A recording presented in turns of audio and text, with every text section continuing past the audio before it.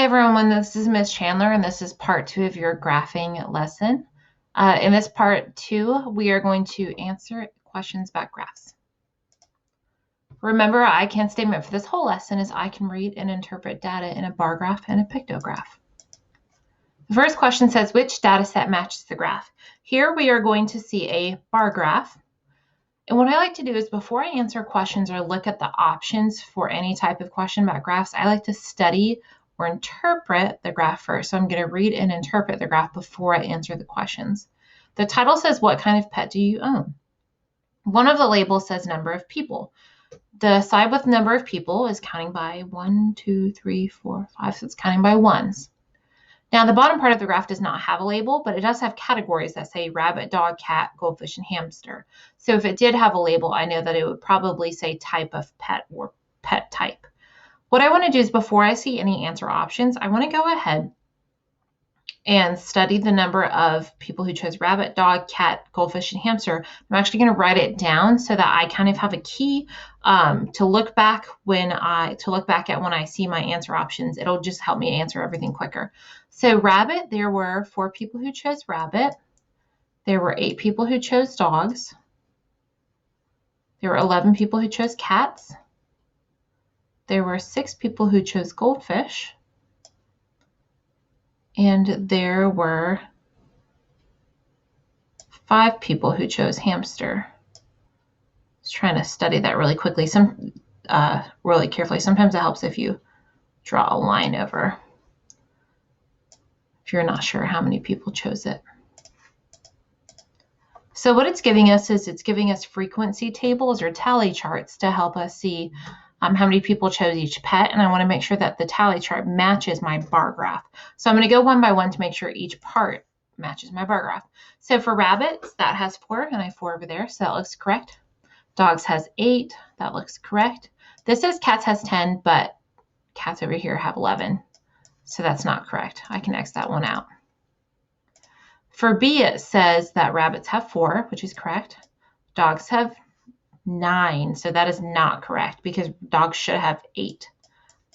That tally chart is not correct. The next one says that rabbits have 4, which is correct. Dogs have 8, which is correct. Cats have 11, which is correct. Goldfish have 6, which is correct. And hamsters have 5, which is correct. So that's probably the correct tally chart or frequency table. But we want to check the last one just in case. Sometimes you have answers or questions with more than one answer too, so it's important to check. Rabbits have 4, that's correct. Dogs have 8, that's correct. Cats have 11, that is correct. Goldfish have 6, that's correct, but it says hamsters have 4, which is not correct. So the correct answer here definitely was C because it matched every part of our bar graph. All right, let's look at the next question. The next question says, answer the question. So I'm going to have more than one question here. I have a bar graph here. It says the toy company asked its customers which cartoon character was their favorite. They recorded the results in the bar graph below. Use their graph to answer the questions. So the title of this graph says favorite cartoon characters. You have the label of character and the number of people. I see that this is counting by ones again. Sometimes your bar graphs are going to count by 2s or 3s or 4s or 5s or even 10s or 20s. But these ones here are counting by ones. So what I want to do is I want to label Daffy Duck, Dora, SpongeBob, and Mickey Mouse according to how many people chose them. So 4 people, it looks like, chose Daffy Duck. 10 people chose Dora as their favorite cartoon character.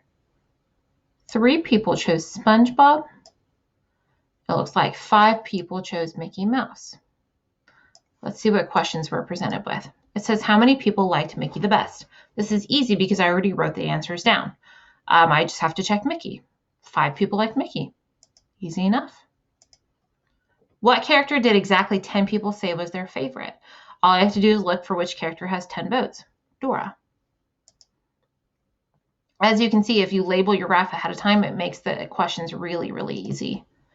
Which character did the largest amount of people say was their favorite? So which character had the most amount of votes? Again, that was Dora because she had 10 votes. What character did the fewest amount of people say was their favorite? This word fewest may be new for some people. Fewest means the smallest amount. So basically, which character got the smallest amount of votes? So between Daffy Duck and SpongeBob, SpongeBob had the least, so he had the fewest amount of votes.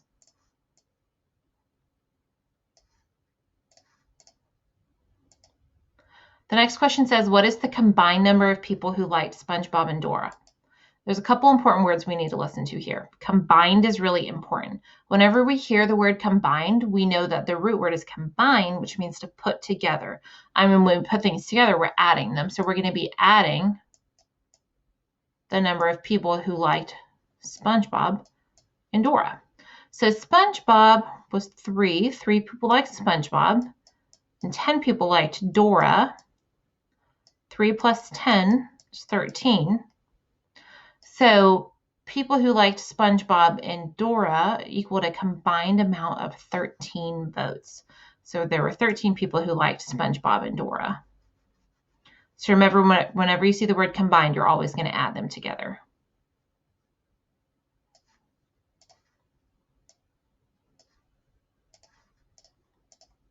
The next question says, how many more people liked Dora than Daffy Duck?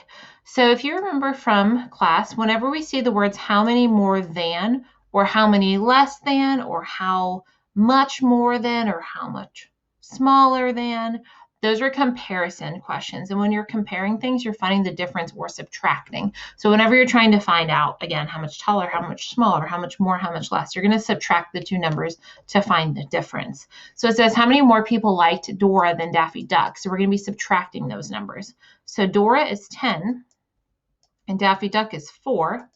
And when we subtract those numbers, that equals 6. So I could answer this by saying, how many more people liked Dora than Daffy Duck? 6 more people liked Dora than Daffy Duck. And we got that by subtracting.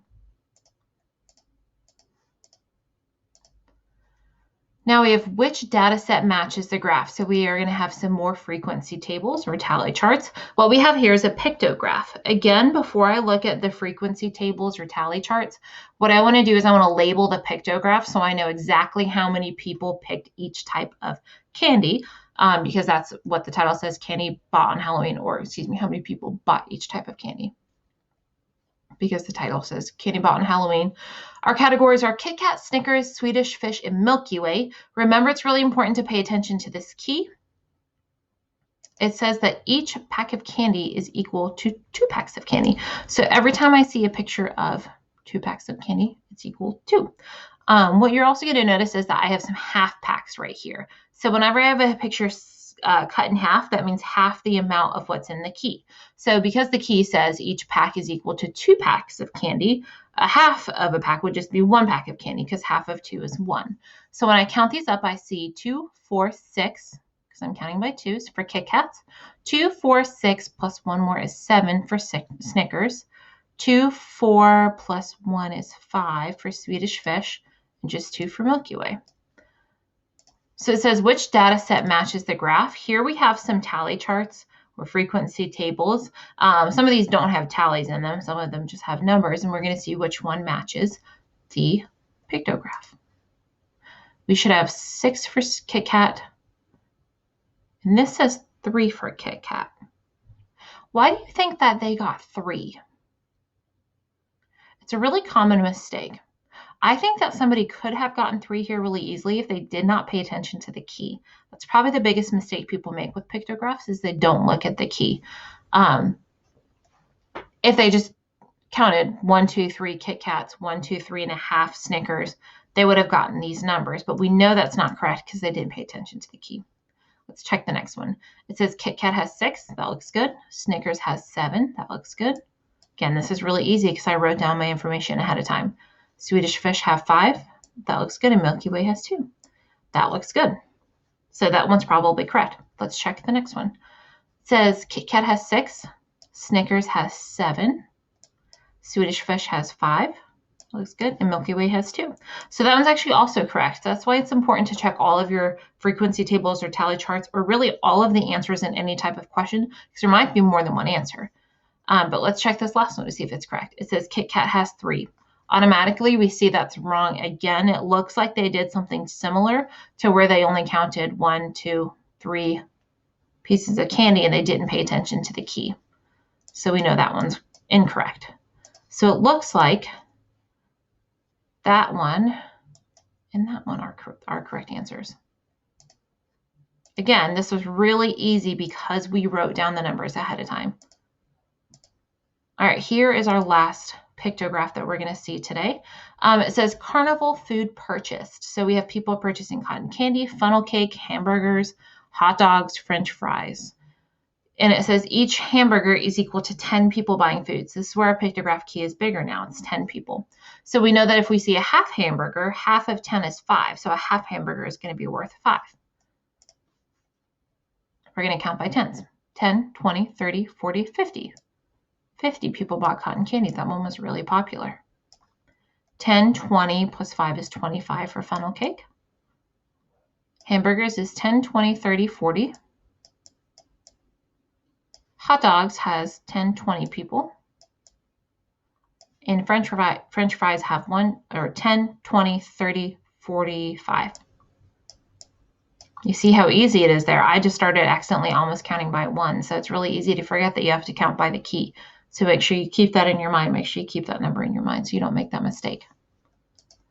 First question says, how many people bought food at the carnival? So that's asking me to find the total of the amount of people who bought food. So I'm going to have to do some adding here. So first, what I'm probably going to do is I'm probably just going to go straight down the graph.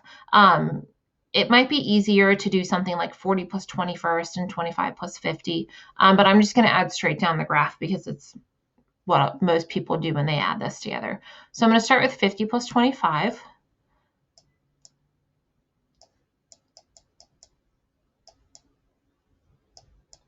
Zero ones plus 5 ones is 5.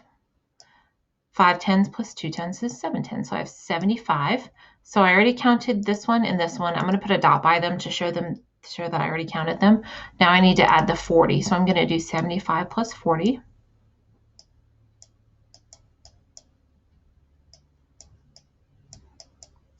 Five ones plus 0 ones is 5.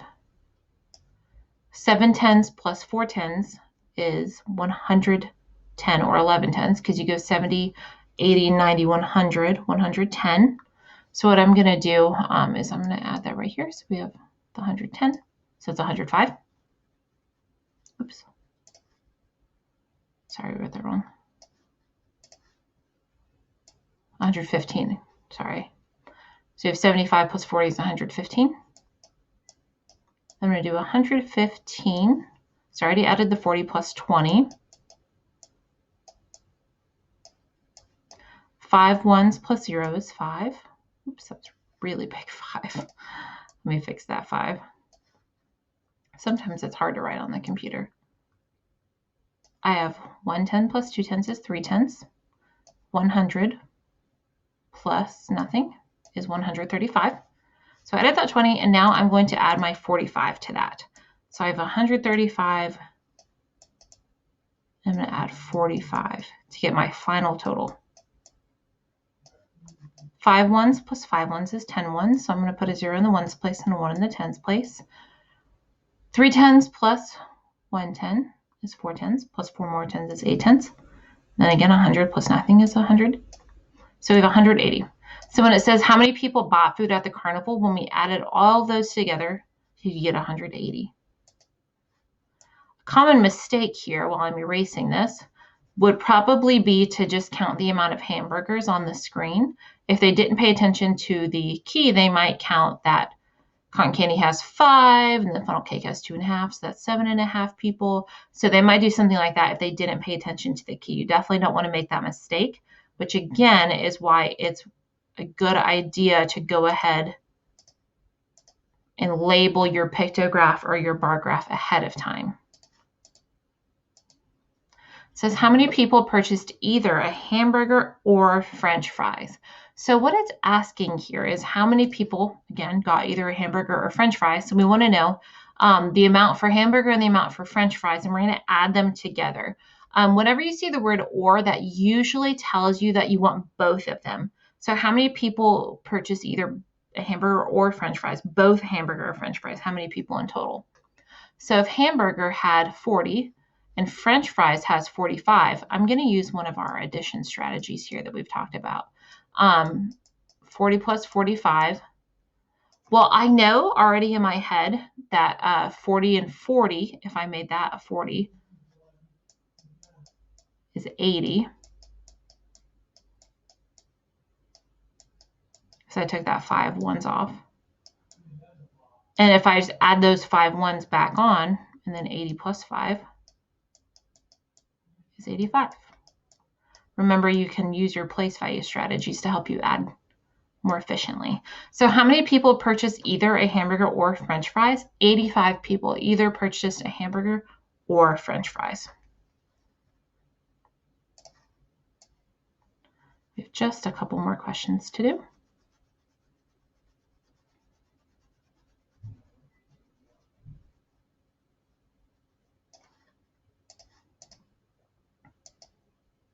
It says how many more people bought French fries than funnel cake. Now, if you remember from our bar graph, whenever you have the words how many more than, that's a comparison question. We're subtracting. How many more people bought French fries than a funnel cake?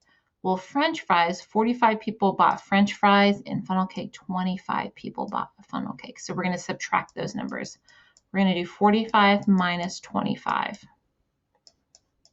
Well, let's see here. I know that 5 ones minus 5 ones is 0. 4 tens minus 2 tens is 2 tens. So 20 people. 20 more people bought French fries than bought a funnel cake.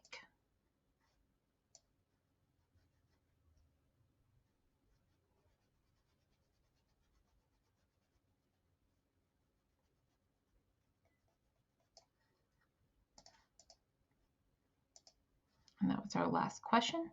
Your I can statement for today was, I can read and interpret data in a bar graph and a pictograph. Remember that when you're answering questions about a bar graph or a pictograph, it makes it a lot easier if you label your graph ahead of time. If you read the title, the labels, and the categories, and a key if you're reading a pictograph, that's going to help you understand the data and it will make the questions a lot easier to answer.